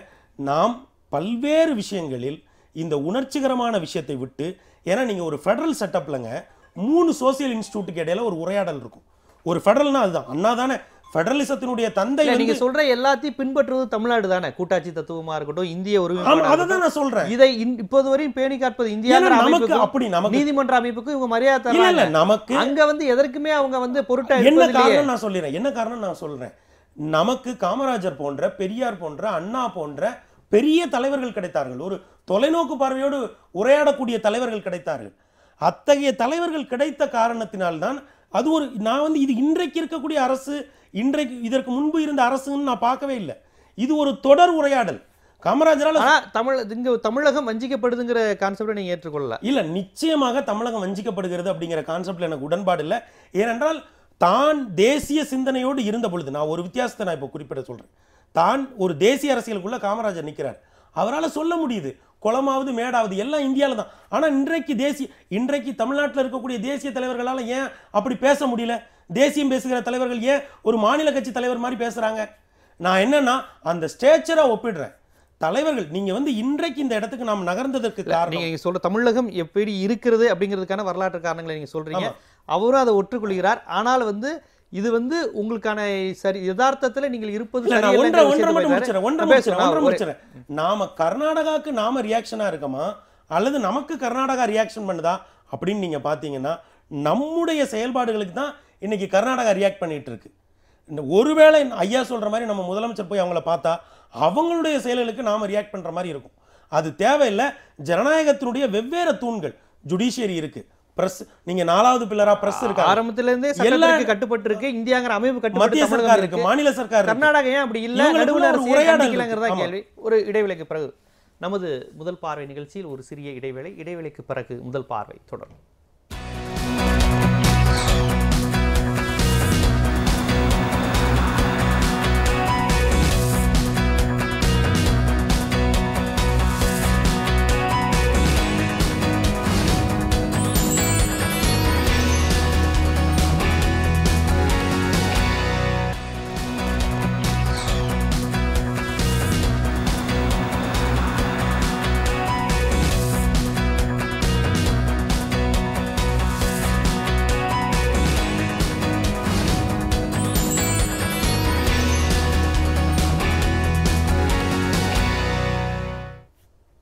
முதல் பார்வை தொடர்கிறது. இந்த காவிரி மேலாண்மை வாரியத்தை கர்நாடக அரசு அமைக்க முடியாது அப்படின்னு சொல்கிறது ஒரு புறம் இருந்தாலுமே, காவிரி மேலாண்மை வாரியம் அமைத்தாலுமே அதில் நடுவண் அரசு அதிகாரிகளும் இருப்பாங்க, 2 மாநில பிரதிநிதிகளும் இருப்பாங்கங்கிற விஷயங்கள் வரும்போது, அப்படி அமைத்தாலுமே பல்வேறு சிக்கல்கள் வரும். என்னன்னா, தமிழ்நாட்டில் உள்ள நதிகளும் அந்த வாரியத்தின் கட்டுப்பாட்டிற்குள் செல்லக்கூடிய ஒரு நிர்பந்தம் ஏற்படும். இது எப்படி அப்படிங்கிறப்ப ஒட்டுமொத்தமாக தமிழ்நாட்டுடைய மாநில உரிமையும் சேர்த்து தானே அதை கட்டுப்படுத்தும் அப்படிங்கிற மாதிரியான ஒரு விமர்சனம் பார்வை வருது. அதை நீங்கள் எப்படி பார்க்குறீங்க? இல்லை மேலாண்மை வாரியம்ங்கும் போது அது என்னன்னு கேட்டிங்கன்னா, அது ஒரு எக்ஸிக்யூட்டிவ் பாடி, அது ஒரு செயல்படக்கூடிய ஒரு அமைப்பு. அதில் பெரும்பாலும் அதிகாரிகள் தான் இருப்பாங்க. அதில் அரசியல் உள்ள நுழைவதற்கான வாய்ப்புங்கிறது குறைவு. இப்போ தமிழ்நாட்டில் உள்ள நதிகளையும் சேர்த்து அந்த வாரியத்தின் கட்டுப்பாட்டுக்குள்ளே வந்துடும். அது வரட்டும், அது பொதுவாக அது வரும். இப்போ நான் என்ன கேட்குறேன்னு சொன்னால், அதனுடைய அந்த ஒரு வாரியம் அமைக்கும் பொழுது அதில் யார் யார் இருப்பாங்க அப்படின்னு சொன்னீங்கன்னா, தமிழ்நாட்டு பிரதிநிதி இருப்பாங்க, கர்நாடக பிரதிநிதி இருப்பாங்க, கேரள பிரதிநிதி இருப்பாங்க, புதுச்சேரி பிரதிநிதி இருப்பாங்க. அதை தவிர மைய அரசினுடைய அந்த நீராதாரம் தொடர்பான அந்த அமைச்சரவையிலேருந்து ஒருத்தர் இருப்பாங்க. அதே மாதிரி அது தொடர்பான வேறு அப்புறம் ஜுடிஷியரியில் ஒரு மெம்பர் யாராவது ஒரு ஓய்வு பெற்ற ஒரு நீதிபதியோ யாரோ ஒருத்தர் இருக்கலாம். அப்போ என்ன வரும் என்று சொன்னால், அதில் ஒரு 10 பேர் கொண்ட ஒரு பாடி அது இருக்குதுன்னு சொன்னால், நீங்கள் தமிழ்நாட்டுக்கு தான் வாதிடக்கூடியவர் ஒருத்தர் தான் இருப்பார், கர்நாடகத்துக்கு தான் வாதிடக்கூடியவர் ஒருத்தர் தான் இருப்பார். இந்த நம்ம முரண் வரக்கூடியது 2 இடம் தான். ஆனால் கேரளாவை பொறுத்தவரையில் காவிரி பிரச்சனையில் அவங்களுக்கு வரவு தான், அவங்களுக்கு நம்மகிட்டேருந்து நம்ம தமிழ்நாட்டேருந்து போகக்கூடியது 3 டிஎம்சி அவங்களுக்கு கொடுக்கத்தான் போகிறோம். அதே மாதிரி பாண்டிச்சேரியை பொறுத்த அளவுலேயும் நம்ம 1 டிஎம்சி அவங்களுக்கு கொடுக்கத்தான் போகிறோம். அதனால் அவங்க ரிசீவிங் எண்டில் இருக்காங்க. அதாவது காவிரியில் வந்து நீங்கள் மேலாண்மை வாரியம் அமைக்கப்பெற்று அதன் வழியாக தமிழ்நாட்டுக்கு கொடுக்க வேண்டிய நீர் கொடுக்கப்பட்டால் அதனால் பலனடைய போகிறவர்கள் கேரளாவும் புதுவையும். அப்போ என்ன வரும்னு சொன்னால் அவங்க இதில் பெருசாக அப்ஜெக்ட் பண்ணுறதுக்கு எதுவுமே இல்லை. அவங்க காவிரி மேலாண்மை வாரியத்தை இன்னும் சொல்ல போனால் அவர்கள் வந்து வரவேற்பார்கள். ஏன்னா அவங்களுக்கு கிடைக்க வேண்டிய தண்ணி கிடைக்கும், தமிழ்நாட்டு கிடைச்சா அவங்களுக்கு கிடைக்கும். ஆனால் அது ஒரு எக்ஸிக்யூட்டிவ் பாடியாக இருக்கும்போது எந்த ஒரு மாநிலமும் இன்றைக்கு இருப்பதைப் போல அழிச்சாட்டியம் பண்ணி நான் கொடுக்க முடியாதுன்னு சொல்ல முடியாது. அப்போ அந்த மாதிரியான ஒரு வாய்ப்பு இருக்குது. ஒன்று. ரெண்டாவது என்னன்னு சொன்னீங்கன்னா, ஒரு வாரியம் அமையப்பட்டும், அதில் சில சிக்கல்கள் எல்லாம் வரட்டும். ஆனால் அதெல்லாம் வந்து ஒரு இனிஷியல் டீச்சிங் ட்ரபிளாக தான் இருக்கும்.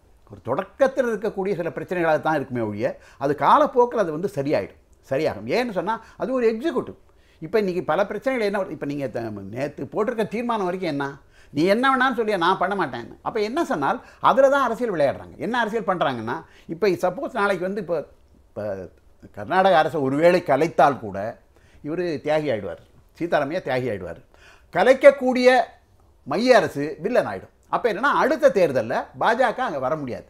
நீங்கள் தொடர்ந்து இதை பார்த்தீங்கன்னு சொன்னால் அதை வந்து அவர் பெருமாள்மணி அதை தொட்டார், அதை மறுபடியும் வலியுறுத்தலை. என்ன நான் அதுதான் சொன்னேன், இது இங்கே இல்லை, நான் ஏற்கனவே கூட சொன்னேன், தமிழ்நாட்டை பொறுத்த அளவிலே காவிரி பிரச்சனையை பொறுத்த அளவிலே கர்நாடகாவிலே ஆட்சிக்கு வரக்கூடியது பாஜக, காங்கிரஸ் அல்லது பாஜக, அந்த ஜனதாதளம் 3 தான் வருது. மதசார்பற்ற ஜனதாதளம் 3 தான் வருது. அதே மாதிரி கேரளாவில் எடுத்துக்கிட்டிங்கன்னா இடதுசாரிகளும் காங்கிரஸும் தான் இருக்குது. ஆக கேரளாவிலும் முல்லைப்பெரியார் பிரச்சனைகளையும் பாஜகவுக்கு இடம் கிடையாது. இங்கே கர்நாடகாவை பொறுத்த அளவில் பாஜக அல்லது காங்கிரஸுக்கு தான் இடம்.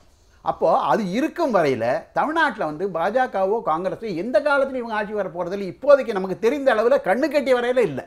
அப்படிப்பட்ட சூழலில் அப்போ வந்து கர்நாடக அரசு இப்போ முடிஞ்சால் கலைச்சு பார்க்கட்டும் அப்படிங்கிற மாதிரி கூட அவங்க இருக்கிறாங்க. நிச்சயமாக இருப்பாங்க. அதுக்கு தயாராகிட்டார் சீதாராமையான்னு தான் நான் நினைக்கிறேன். ஏன்னா அப்படி இல்லைன்னா அவ்வளோ வலுவாக செய்ய மாட்டார். நீங்களே ஒரு கருத்து சொன்னீங்க. அதாவது சுப்ரீம் கோர்ட் நீதிமன்றத்தை மீறி மைய அரசனுடைய பிரதிநிதியாக இருக்கக்கூடிய கவர்னர் வந்து ஒரு சட்ட மேலவையை கூட்டுவதற்கு எப்படி அனுமதி கொடுக்குறாரு? இல்லை அப்படி இல்லை. ஆமாம், உச்சநீதிமன்ற தீர்ப்புக்கு எதிராக சட்டமன்ற கூட போது நம்ம அறிவிச்சு தர முடியும். அது சொல்லி ஸ்பெசிஃபிக்காக சொல்லி பண்ணுறதை எப்படி கவர்னர் பர்மிட் பண்ணக்கூடாது. நீங்கள் வந்து அங்கே ஆம் ஆத்மி கவர்மெண்ட்டில் நவாஸ் அங்கே என்ன விளையாட்டு விளையாடுறான் அதை நம்ம பார்க்குறோம்ல. அப்போ கவர்னரே கொடுக்குறான்னு சொன்னால் நீங்கள் கவர்னரே வந்து இதில் வந்து அவரும் வந்து குற்றவாளியான தமிழ்நாடு இது கர்நாடக அரசு கலைக்கப்படும் என்று சொன்னால் அதில் ஒரு பகுதி ஒரு குற்றம் என்பது ஒரு விரல் வந்து கவர்னரை நோக்கியும் நீளும். ஏன்னா நீ இப்படிப்பட்ட சட்டமன்றத்தை நடத்துறதுக்கு நீ ஏன் பர்மிட் பண்ண? இப்போ ஹிமாச்சல பிரதேசத்தில் ஆளுநரிடம் இந்த காரணம் முழுமையா சொல்லியிருப்பாங்கன்னு நினைக்கிறீங்களா? என்னங்க ஆளுநர்கிட்ட இந்த காரணம் முழுமையா சொல்லியிருப்பாங்கன்னு நினைக்கிறீங்களா? பத்திரிகையில பூரா வந்துருச்சு. அவர் சொல்றாங்க சொல்லலைங்கிறத பத்திரிகையில வந்துருச்சு. நாங்கள் இதுக்கு தான் கூட்ட போகிறோம் அப்படி சொல்லி தானே கூட்டுறாரு சீதாராமையா. நாங்கள் கூட்ட போகிறோம், அதற்கு கவர்னர்கிட்ட நாங்கள் இன்னைக்கு போய் பர்மிஷன் வாங்க போகிறோம் போய் நேராக பார்த்து பேசிட்டு தான் வராரு. எல்லா மீடியாவில் வந்து அப்போ உச்சநீதிமன்ற தீர்ப்புக்கு எதிராக கூட்ட போகிறோம் என்று தெரிந்தும் ஆளுநர் ஒப்புதல் கொடுத்துருக்காரு. அப்போ அப்படின்னு வரும்போது நீங்கள் இதைத்தான் பார்க்கணும். நான் அதைத்தான் என்ன சொல்கிறேன்னு சொன்னீங்கன்னா, நீங்கள் இதை ரொம்ப நல்லா நம்ம பார்க்கணும். எப்பொழுதுமே உலகம் பூராவுமே இந்த நீர்வழி பாதையை பொறுத்த அளவில் கடைசியில் இருக்கக்கூடிய அவர் சொன்னார்ல கடைமடை, அந்த கடைமடைக்கு தண்ணீர் சேர வேண்டும் என்று அவருடைய உரிமை பாதுகாக்கப்பட வேண்டும் என்பதுதான் உலக அளவிலே நீங்கள் எல்லா இடத்துலையும் இருக்கக்கூடிய வேர்ல்டு பாடிஸில் கூட இருக்கக்கூடிய ஒரு தீர்ப்பு. அதான் ஒரு நிலைப்பாடு. அதான் அந்த கோட்பாட்டை நமக்கு தமிழகத்தை பொறுத்த அளவில் நம்முடைய அவலம் என்ன என்று சொன்னால், நீங்கள் தாமிரபரணி தவிர மீதி எல்லா நீர்நிலைகளும் தண்ணீரும் நமக்கு வெளிமாநிலங்களில் தான் வருது. இதில் இன்னொரு கொடுமை நீங்கள் பார்த்தீங்கன்னு சொன்னால், கர்நாடகாவிலேருந்து தண்ணி வரல, காவிரி உற்பத்தி ஆகக்கூடிய இடம் குடகு வேறு மாநிலம், அங்கே இருந்தால் வருது. அப்போ அப்படின்னு சொல்லும்போது இன்றைக்கி கர்நாடகாவை ஏன் தண்ணிங்கிறான், அவன் சொல்கிறதுக்கே உரிமை இல்லை. அது குடகுக்காரன் தான் சொல்லலாம். கொடகு வந்து அங்கே கர்நாடகாவில் பிரச்சனை பண்ணிட்டு இருக்காங்களே, கர்நாடகா மாநிலம் தான் அது மாநிலம். அது பின்னால ஆனா அவங்க வந்து இந்த காவிரி பிரச்சனையில் தன்னை ஈடுபடுத்தி சேர்க்கப்பட்டது. அதே மாதிரி நீங்க இதை இன்னொரு கேரளாவோட ஒப்பிட்டு பாருங்க. கேரளாவில் வந்து நமக்கு முல்லைப்பெரியாரில் இருக்கக்கூடிய அந்த தண்ணீர் வந்து கேரளாவுக்கு எந்த வகையிலும் பயனில்லை. ஆனால் அவங்க என்ன சொல்றாங்கன்னா அதை வந்து ஒரு அரசியல் ஆக்குறாங்கல்ல. அதுதான் நம்ம இப்போ இன்னொரு முக்கியமான பிரச்சனை இந்த ராம்குமாருடைய உடற்கூறு பரிசோதனை. அதாவது அது இன்னும் எவ்வளோ நாள் போகும்னு தெரியாத அளவுக்கு இரு நபர் நீதிபதியிலிருந்து இப்போ உச்சநீதிமன்றத்துக்கு போகிற அளவுக்கு இருக்குது. அதாவது அவங்க என்ன சொல்கிறாங்க, ஒரு தனியார் மருத்துவர் வேணும், நீங்கள் உடற்கூறு பரிசோதனை செய்யும்போது ஒரு தனியார் மருத்துவர் வந்து கண்காணிக்கணும், நீங்கள் வந்து எத்தனை பேர் நியமித்தாலும் எங்களுடைய அந்த ஒரு மருத்துவர் வேணுங்கிறாங்க. அதை ஏற்றுக்கொள்வதில் நீதிமன்றத்திற்கு தொடர்ந்து ஒரு சிக்கல் இருக்குது. ஒருவர் ஏற்பா பேசினாலும் மற்றொரு நீதிபதி வந்து அது முடியாது அப்படிங்கிறாங்க. எய்ம்ஸ் மருத்துவமனை வரை அவங்க போயிருக்கிறாங்க. இருந்தாலும் வந்து அவங்க உச்சநீதிமன்றம் வரை இப்போ இந்த உடற்கூறு பரிசோதனைக்கு போயிருக்கு. இந்த விஷயத்தை எப்படி பார்க்குறீங்க? இது காலம் தாமதம் பண்ணிக்கிட்டே போகிறத என்ன மாதிரியாக பார்க்குறீங்க? உண்மையிலே எனக்கு வந்து ரொம்ப வேதனையாக தான் இருக்குது. ஏன்னா நான் ரொம்ப இந்த விஷயத்தை விலகி நின்று நான் பார்த்தேன் அப்படின்னா, ஒரு படுகொலை நடக்கிறது, ஒரு கொடூரமான ஒரு படுகொலை நடக்கிறது. இதை எடுத்த உடனே வந்து சோசியல் மீடியாவில் அது பெரிய அளவில் வைரலான உடனே இதில் முதல் கல்லையே வந்து உயர்நீதிமன்றம் தான் இருக்கிறாங்க. எப்படின்னா அவங்க என்ன சொல்கிறாங்க, உங்களுக்கு ஞாபகம் இருக்கும்னு நினைக்கிறேன், நீங்கள் நாளைக்குள்ளே இந்த சீக்கிரமாக வந்து குற்றவாளிகளை கண்டுபிடிக்கணும் இந்த கொலையில். அப்படி இல்லை அப்படின்னா நாங்களே வந்து இதில் வந்து விசாரணையில் ஈடுபட வேண்டியது இருக்கும் அப்படிங்கிற மாதிரி மிக கடுமையான எச்சரிக்கை வந்து உயர்நீதிமன்றம். ஏன்னா அன்றைக்கி நிஜமாக ஒரு சோசியல் ப்ரெஷர் இருந்தது, சமூக வலைத்தளங்களில் அதை பற்றி பேசப்பட்டது. ஆக அந்த புள்ளியிலேருந்தே பார்த்திங்கன்னா இந்த பிரச்சனை வந்து நீதித்துறை, காவல்துறை, அரசு இதை எல்லாத்தையும் தாண்டி இது ஒரு சென்சிட்டைசிங் த இஷ்யூ அப்படிம்பாங்கல்ல, அந்த இடத்துக்குள்ளே போயிடுச்சு. ஏன்னா எனக்கு எதன் அடிப்படையில் ஒரு உயர்நீதிமன்றம் அப்படி ஒரு விஷயத்த சொன்னாங்கன்றது இன்றைக்கி வரைக்கும் புரியலை. ஏன்னா ஒரு வழக்கினுடைய தன்மை, அதில் இருக்கக்கூடிய ஆதாரங்கள் இதையெல்லாம் பொறுத்து தான் விசாரணையும் குற்றவாளிகளை கைது செய்யப்படுவதும் நடக்கும். அதற்கு பிறகு ஒரு ப்ரொசீஜர் இருக்குது. கைது செய்யப்பட்ட பிறகு எவ்வளோ நாளில் குற்றப்பத்திரிக்கை தாக்கல் செய்யணும், வழக்க. ஆக ஆரம்பத்திலிருந்தே இந்த பிரச்சனை வந்து சென்சிட்டைஸ் பண்ணப்பட்டு அதற்கு பிறகுமே நான் இப்போது என்னோட எளிய புரிதலில் நான் என்ன புரிஞ்சுக்கிறேன் அப்படின்னா, இப்போ ராம்குமார் இதில் குற்றவாளியாகவே இருந்தாலுமே கூட, ஒரு வேளை அப்படி ஒரு கற்பிதமாக இருந்தாலுமே கூட, இந்த வழக்கினுடைய தன்மையை என்னுடைய அறிவுக்கு எட்டிய வகையில் நான் பார்க்கும்போது ரொம்ப எளிய வகையில் அவர் விடுதலையாகி வந்திருப்பாரோ. ஏன்னா பெனிஃபிட் ஆஃப் டவுட் வந்து அவருக்கு தான் இருக்கும். ஏன்னா பெரிய அளவில் எந்த எவிடன்ஸுமே இந்த கொலையில் அவர் ஈடுபட்டாருங்கிறத, ஏன்னா காவல்துறையினர் சொல்லக்கூடிய விஷயங்களை தாண்டி பெரிய அளவில் அந்த வழக்கு எந்த அளவுக்கு நின்றுக்குங்கிறதும் எனக்கு தெரியல. இதில் வந்து தொடர்ந்து ஒரு 3 மாத காலமாக இந்த 24ஆம் தேதி, ஜூன் 24ஆம் தேதி நடந்தது முதல் தொடர்ந்து இந்த விஷயங்கள் வந்து ஊடகங்கள்லையும் சமூக வலைத்தளங்கள்லையும் உயர்நீதிமன்றங்கள்லையும் விவாதிக்கப்பட்ட விதம் இருக்குல்ல, அது உண்மையிலேயே என்னை போன்ற ஒரு பொதுவானவர்களுக்கு வந்து ரொம்ப அச்சத்தையும் ஒரு அதிர்ச்சியையும் தான் கொடுக்குது. இப்போ கூட நீங்கள் வந்து பார்த்தீங்கன்னா ஒரு ஒரு ஒரு மரணத்திற்கு பிறகு ஒரு தமிழ் கலாச்சாரத்தில் இந்த உடல் சார்ந்து சில நம்பிக்கைகள் இது எல்லாமே இருக்குது. அப்படி பார்க்கிற பொழுது இந்த வழக்கில் திரும்ப திரும்ப தொடர்ந்து இதை விவாதமாக மாற்றுவதன் மூலம் இப்போ ஒரு புள்ளியை வந்து இவங்க வந்து அடைஞ்சிருக்காங்க. என்னென்னா, ஒரு தனியார் மருத்துவர் வந்து இதற்குள்ளே இருக்கணும் அப்படிங்கிறாங்க. ஆனால் இதை உச்சநீதிமன்றம் ஏற்றுக்கொள்ளாதில் ஒரு நியாயம் இருப்பதாகத்தான் நான் கருதுகிறேன். ஏனென்றால் இது ஒரு டோட்டல் சிஸ்டம். நீதிமன்றம், சிறைத்துறை, காவல்துறை, இது எல்லாம் ஒரு டோட்டல் சிஸ்டம். இந்த சிஸ்டத்துக்குள்ளே நீங்கள் வந்து ஒரு உடற்கூறு ஆய்வு பண்ணுகிற பொழுது, ஏன்னா பல வழக்குகளில் இப்போ மருத்துவர் சரவணன் வழக்கில் கூட வந்து அது எய்ம்ஸ் மருத்துவராக இருந்த போதுமே கூட உடற்கூறு ஆய்வு வந்து சொல்லுது, ஒருவர் தனக்குத்தானே வந்து அந்த ஊசியை போட்டிருக்க முடியாது. ஆக நாம் இது போன்ற விஷயங்களில் நாம் நம்ப தான் வேண்டியதாக இருக்கிறது. இது மட்டும் இல்லை, பல வழக்குகளில் வந்து உடற்கூறு ஆய்வுகள் வந்து காவல்துறை சொன்னதற்கு எதிராக கூட வந்து அவர்களுக்கு எதிராகவே கூட திரும்பி இருக்கிறது. ஆக இப்போது ஒரு தனியார் மருத்துவரை உள்ளே வைப்பது அப்படிங்கிறத உயர்நீதிமன்றம் ஏற்றுக்கொள்ளாததில் எனக்கு நியாயம் இருப்பதாகத்தான் நான் பார்க்கிறேன். ஆனால் இந்த வழக்கு சென்சிட்டைஸ் ஆகி போனதும் நாம் ஒரு அநியாயமாக ஒரு இளம் தனியார் மருத்துவர் தேவையில்லைங்கிறீங்க நீங்கள்? இல்லை, அந்த உயர்நீதிமன்றம் சொல்லுகிற காரணங்கள் எனக்கு நியாயமானதாகத்தான் பார்க்கிறேன். எப்படி, அதாவது ஒவ்வொரு முறையும் வந்து நீதிமன்றம் எல்லாத்துக்கும் யாரை நியமிக்கணும்னு இந்த தரப்புல இருந்து சொல்வது அப்படிங்கிறது ஒரு சரியான விஷயமா? எல்லா விஷயத்துக்கும் அது சரியாக பொருந்துன்னு நினைக்கிறீங்களா? அது வந்து அவர் பெருமாள் மணியோட நான் பெருமளவு உடன்படுகிறேன். ஏன்னு சொன்னீங்கன்னா, இது ரொம்ப அடிப்படையாக பார்த்தீங்கன்னா, ராம்குமார் என்கின்ற ஒரு இளைஞன், அவனுடைய குடும்பம், அவனை சார்ந்த ஒரு விஷயம். இப்போது இந்த பரபரப்பில் என்ன அடிபட்டு போச்சுன்னா, அந்த சுவாதி கொலையே போயிடுச்சு. அந்த ஒரு பெண் உயிர் போனது இருக்க, அது அவர்கள் சார்ந்த குடும்பங்கள் பற்றிய பிரச்சனையே இதில் வரல. நீங்கள் எது போயிட்டுருக்குன்னா, இப்போ ராம்குமாரை வந்து இதில் வழக்கில் இருந்து இப்படி விடுவிக்கிறதா இல்லையாங்கிறது போய், இப்போ ராம்குமாரோட உடல் பரிசோதனையில் அதில் ஏதாவது சதி இருக்காங்கிறது தான். இப்போ நான் என்ன சொல்கிறேன்னா, அவருடைய மரணம் வந்ததுனால தானே இவ்வளோ பிரச்சனை வருது. அதுதான், அதாவது நான் என்ன சொல்கிறேன்னா, ஒரு ஜாமீனில் வருவதற்கு நெருங்கிட்டாருங்கிற செய்தி வரும்போது தான் அவருடைய தற்கொலை. தமிழ்நாட்டில் மட்டுமல்ல, நீங்கள் இந்திய துணைக்கண்டம் பூராவுமே போலீஸ் லாக்கப்பில் நடக்கக்கூடிய கொலைகள், சிறையில் நடத்தக்கூடிய கொலைகள், இது எல்லாமே எப்பொழுதுமே வந்து சவாலாக தான் இருந்திருக்கு. எப்போவுமே அது சேலஞ்ச் பண்ணுறதுங்கிறது தொடர்பாக இருக்குது. யாருமே ஏற்றுக்கல. நீங்கள் லாக்கப்பில் செத்து போயாச்சுன்னா அந்த கொலை தான் என்பது வந்து பொதுவாக இன்றைக்கி பொதுவெளியில் மக்கள் மத்தியில் இருக்கக்கூடிய ஒரு விஷயம். அதே மாதிரி தான் சிறை. அப்போ நான் என்ன கேட்குறேன்னா, அந்த ராம்குமாருக்கு இப்படி கேட்பதன் மூலமாக என்ன நியாயம் செய்கிறாங்க? அப்போ என்னன்னு சொன்னால், இது வந்து வேறு வேறு மாதிரியால் இன்றைக்கி இது அரசியல்படுத்தப்படுகிறது என்பதுதான் உண்மை. அதுதான் வந்து நான் என்ன பொறுத்த அளவில் பார்க்குறேன். இதில் வந்து இல்லை, அவங்க வந்து இது கொலையாக இருக்கும்னு நம்புகிறாங்க. அதாவது அந்த தனியார் மருத்துவர் வேண்டும் என்று கேட்பவர்கள் இது கொலையாக இருக்கும், இது அரசு தரப்புலேயே நடக்கும் பட்சத்தில் அது மூடி மறைக்கப்படும் அப்படிங்கிற ஒரு ஐயம் எழும்போது தான் அந்த கோரிக்கையை அவங்க வைக்கிறாங்க. நான் என்ன சொல்கிறேன்னா, இது எல்லாவற்றிலையும் பேசப்படக்கூடிய ஒரு பிரச்சனை தான். ஆனால் இதற்கு ஒரு முடிவு, ஏதாவது ஒரு இடத்துல ஒரு முடிவு வரணும்ல.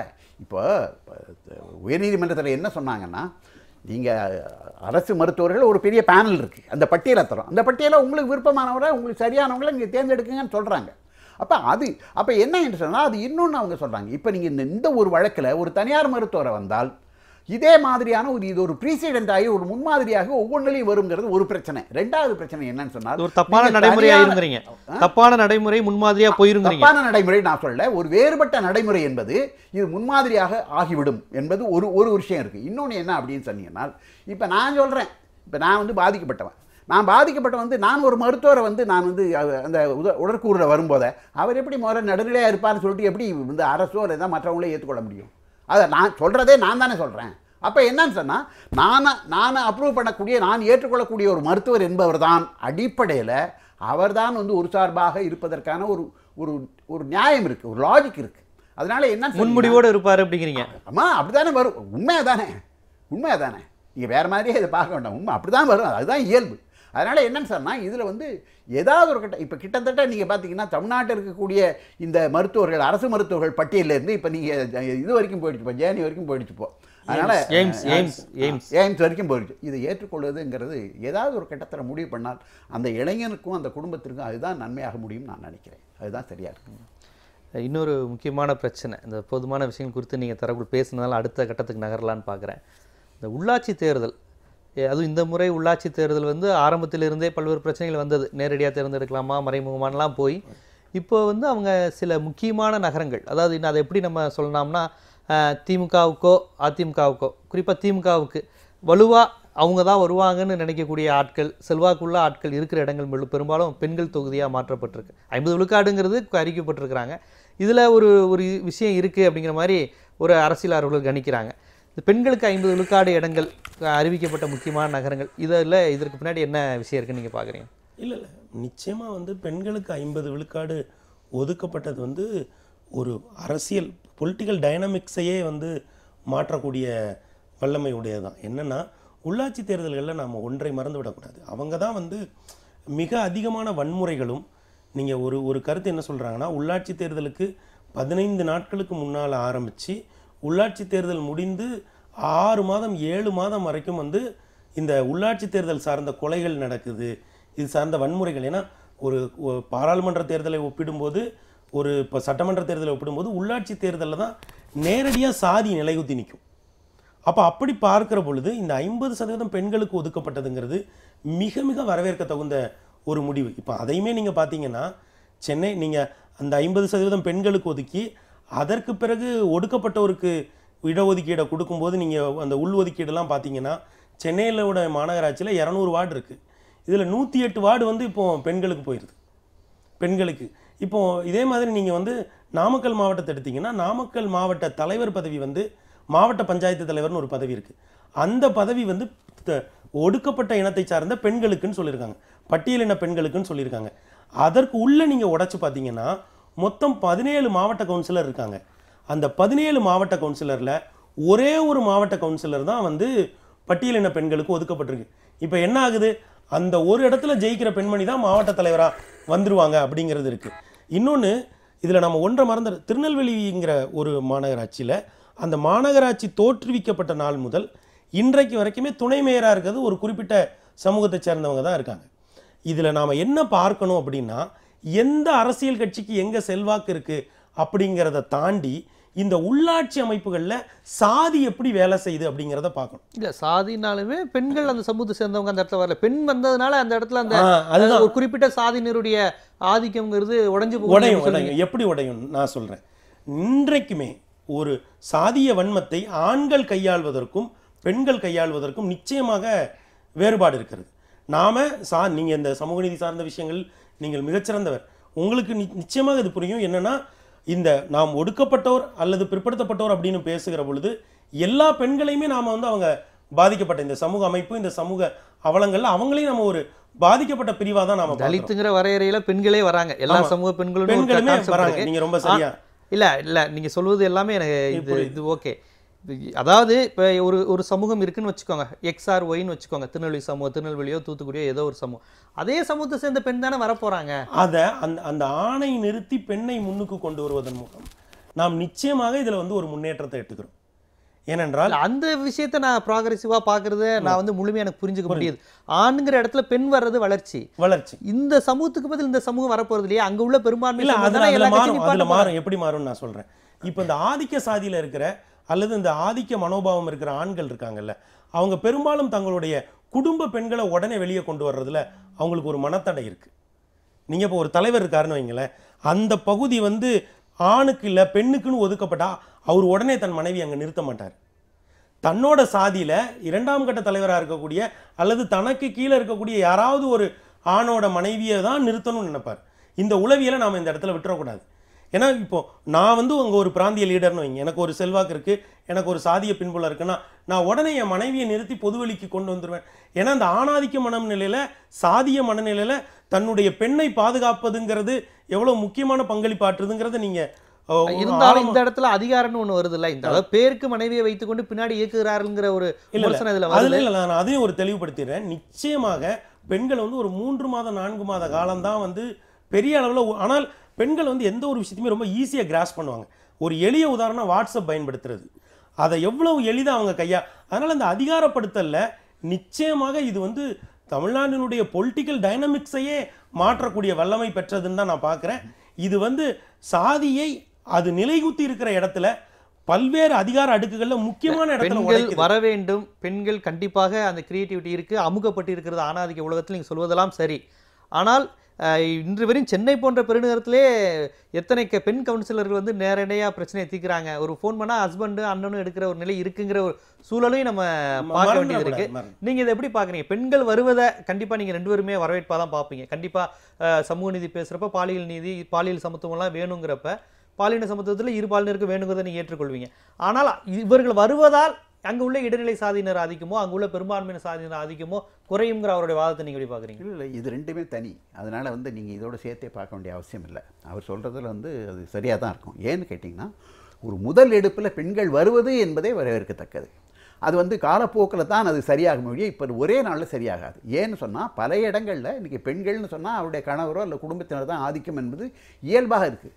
இதை வந்து ஒரு முற்போக்கான ஒரு விஷயமாகத்தான் நான் பார்க்கணும். நீங்கள் வந்து பெரியார் காலத்திலேருந்து எடுத்துக்கிட்டிங்கன்னு சொன்னால் பெண்களுக்கான உரிமை என்பதில் இது ஒரு மிகப்பெரிய பாய்ச்சலாகத்தான் நான் பார்க்குறேன். இது ஒரு நல்ல ஒரு முன்னேற்றமாகத்தான் நம்ம பார்க்க வேண்டியிருக்கும். இதில் எவ்வளோ குறைபாடு தான், ஆனால் இதற்கான பின்னணிகளில் வெவ்வேறு விஷயங்கள் இருக்குங்கிறது வேறு. நீங்கள் சைதை துரைசாமியை ஒரு கட்டத்தில் கட்டப்பட்டு 3 மாதம் அவர் வந்து செக்ரட்டேரியட்டே போக முடியாத ஒரு நிலைமை இருந்தது. ஏன்னா அன்றைக்கி வந்து அம்மா சொன்னதை அவர் கேட்கலைங்கிற ஒரு சூழல் இருந்தது, சிஎம் சொன்னதை கேட்கலைன்னு. அது மாதிரி நீங்கள் எப்படி வந்தாலும் இவர்கள் வந்து இதனுடைய நோக்கம் என்ன என்று சொன்னால், மேயர் என்பது எப்பொழுதுமே அரசனுடைய கைப்பாவையாக அவருடைய கைக்குள்ளே இருக்கணும் என்பதற்கான நோக்கம்தான் இது முதல்ல. அதனுடைய அடுத்த நிலை தான் நீங்கள் பெண்கள் வந்தாலும். இப்போ பெண்கள் போது என்னன்னா, இப்போ அரசு எப்படி நினைக்கலாம்னா, ஆண்களை விட பெண்களை கொஞ்சம் எளிதாக கையாளலாம், அவர்கள் கொஞ்சம் அவங்க வந்து கொஞ்சம் கடுமையான எதிர்ப்பு காட்ட மாட்டாங்க, கொஞ்சம் தோதா இருப்பாங்க என்று ஒரு எண்ணம் இருக்கலாம். ஆனால் எது எப்படி இருந்தாலும் சரி, இன்றைக்கு பெண்கள் வருவது என்பது நிச்சயமாக வரவேற்கத்தக்க ஒரு முன்னேற்றமாக தான் நான் பார்க்குறேன். பெரும்பாலும் பெண்கள் தொகுதி பட்டியல் சமூகத்தினர் தொகுதியை ஒதுக்கும் போது, அதாவது சாதிய மனநிலை அப்படிங்கிறத தாண்டி இன்னொரு விஷயம், அது அதிகாரம், தன்னுடைய அதிகாரம் இந்த இடத்துல பறிபோகுது. ஏன்னா ஒவ்வொரு மாவட்டத்திற்கும் வந்து அந்தந்த மாவட்டத்துக்கு பெரும்பான்மையை சமூகமாக இருக்கிறவங்க அந்த மாவட்டத்தில் அந்த கட்சியினுடைய ஒரு முக்கிய ஆளுமையாக காமிச்சுக்குவாங்க. இது யதார்த்தமாக இதை ஒன்றும் சொல்லி இன்னும் தமிழ்நாட்டு மக்களுக்கு புரிய வைக்க போகிறதில்ல. திருச்சினா இவர் தான், திருநெல்வேலினா இவர் தான் பேர். அதுவும் திமுக போன்ற கட்சியில் ரொம்ப வெளிப்படையாகவே இந்தந்த மாவட்டத்துக்கு இவங்க தான் தொடர்ந்துங்கிற பேர். இப்போ அந்த அதிமுக செய்திருக்கக்கூடிய விஷயத்தை கூட ஒரு சின்ன யுக்தியாக பார்க்குறாங்க. எப்படின்னா, பெண்களும் பட்டியல் சமூகமும் போடுற அவங்க தொகுதிகள் எல்லாமே மற்ற கட்சிகள் செல்வாக்காக இருக்கிற தொகுதிகள். அதாவது அந்த நபர் செல்வாக்கை வந்து உடைத்து வேற ஒருத்தரை கண்டிப்பாக அவங்க நிறுத்தியாக வேண்டிய நிர்பந்தத்தை ஏற்படுத்தக்கூடிய வகையில் தான் அப்படி நிப்பாட்டியிருக்காங்கிற இந்த விஷயத்தை எப்படி பார்க்குறீங்க? அது அப்படி பார்த்தா வரவேற்க வேண்டியது தானே. ஏன்னா எந்த ஒரு ஆதிக்கமாக இருந்தாலும் அதை உடைக்க வேண்டியது உண்மைதான். இப்போ இன்னொன்று என்ன வருதுன்னு சொன்னால், நீங்கள் வந்து இப்போது நீங்கள் மெயின் ஸ்ட்ரீம் பார்ட்டிஸ் இருக்கல, முக்கியமான கட்சிகள் பிரதானமான ஒரு வலு பெற்ற கட்சிகளுக்கு எப்போவுமே வந்து ஒரு நபர் சார்ந்த அரசியல் அவங்க பண்ண முடியும் எந்த பதவியிலும். ஆனால் அடுத்த நிலையில் இருக்கக்கூடிய 2ஆம் நிலை 3ஆம் இருக்கக்கூடிய கட்சிகளுக்கு அவங்க நபர்களை முன்னிறுத்தவே முடியாது. அப்படி நிறுத்தினாலும் அவங்க ஜெயிக்க போகிறதும் இல்லை.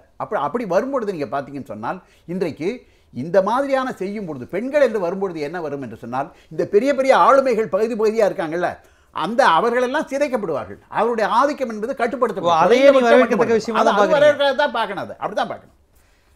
மற்ற கட்சியினரை வந்து ஒரு கார்னர் பண்றதுக்காண்ட ஒரு தேர்தல் யுக்தியா அதை விமர்சகர்கள் பார்க்குறாங்க. நீங்க அப்படி இருந்தாலும் அதை வரவேற்கத்தக்கதுங்கிறீங்க. கண்டிப்பா அப்படிதான் பார்க்கணும். அதான் சரியானது. எனக்கு அந்த விமர்சனம் எந்த அளவுக்குன்னு தெரியல. ஏன்னா இப்போ சென்னையெல்லாம் வந்து பொதுவாக தான் ஒதுக்கியிருக்காங்க. பொதுப்பட்டியலில் தான் சென்னை இருக்குது. ஏன்னா சென்னை வந்து ஒருவேளை அந்த வாதம் பிரதான கட்சிகள் இப்போ கார்னர் பண்ணுறதுக்கு அப்படின்னா சென்னையை வந்து அவங்க பொதுப்பட்டியலில் வைக்க வேண்டிய விஷயம் இல்லை.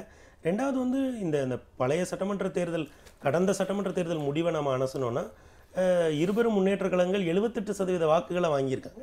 மீதி 22% தான். என்னுடைய கணிப்பு ஓரளவுக்கு நான் என்ன கணிக்கிறேன்னா இந்த உள்ளாட்சி தேர்தலில் முன்னேற்ற கழகங்கள் வந்து ஏறக்குறைய ஒரு 82-83% வாக்குகளை தங்களுக்குள் பகிர்ந்து கொள்வார்கள் அப்படிங்கிறத தான் நான் எதிர்பார்க்குறேன்.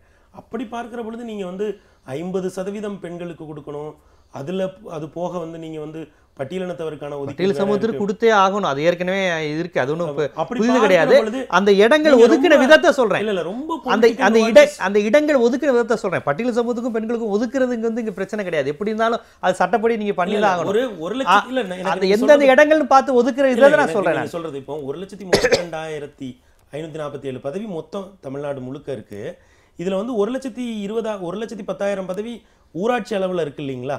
ஊராட்சி பஞ்சாயத்து தலைவர் அது வந்து கட்சி சின்னம் இல்லாம தான் போட்டி போட போறாங்க. இப்போ இந்த கட்சி சின்னத்துக்கான போட்டியே 25,000 இடங்களுக்கு தான். 25,000 நீங்க பாத்தீங்கன்னா ஒரு மாவட்டத்துக்கு 850 இடங்கள், 800ல இருந்து 850 இடங்கள்ல தான் சின்னங்கள் போட்டி போட முடியும். நீங்க 50% பெண்கள், பிறகு பட்டியலினத்தவருக்கான ஒதுக்கீடு இதெல்லாம் பார்க்கும்போது அந்த அளவுக்கு நீங்க ஒரு பெரிய இதை பார்க்காதீங்க. நீங்க ரொம்ப எப்படி அந்த விமர்சனம் வந்ததுன்னா இன்னும் கொஞ்சம் வெளிப்படையா சொல்ல போனா திமுக அந்த முறை அதிக அளவுல வாக்கு விழுக்காடு வாங்குது. வெற்றி பெற்ற அதிமுகவிடமிருந்து 1 விழுக்காடு தான் அது குறைவாக இருந்தது. மீண்டும் திமுக காங்கிரஸ்லாம் சேர்ந்து நிற்கும் போது அந்த வலிமை கொஞ்சம் கூடி தான் நிற்கும் அப்படிங்கிற மாதிரியான ஒரு விமர்சனம் வர்றதுனால இந்த உள்ளாட்சி தேர்தலில் பெரும்பாலும் திமுகவினுடைய வலிமையை குறைக்க என்னெல்லாம் செய்ய முடியுமோ அந்த யுக்தியில் எல்லாத்தையும் அவங்க செஞ்சிருக்காங்க அப்படிங்கிற மாதிரியான ஒரு வாதம் வந்ததுனால தான் இந்த மாதிரியான எல்லாத்தையும் ஒரு சந்தேகிக்க முடியுது. அந்த வாதத்தை தான் நான் வந்து சென்னையை வச்சு தான் நான் அதை புரிஞ்சுக்கிறேன். சென்னையை பொறுத்த அளவில் நம்ம எடுத்தோம்னாலே இப்போ நான் ஏன் சென்னை வந்து பொது தொகுதியாக வருது என்று சொன்னால் அதை நம்ம பார்க்க வேண்டியிருக்கு.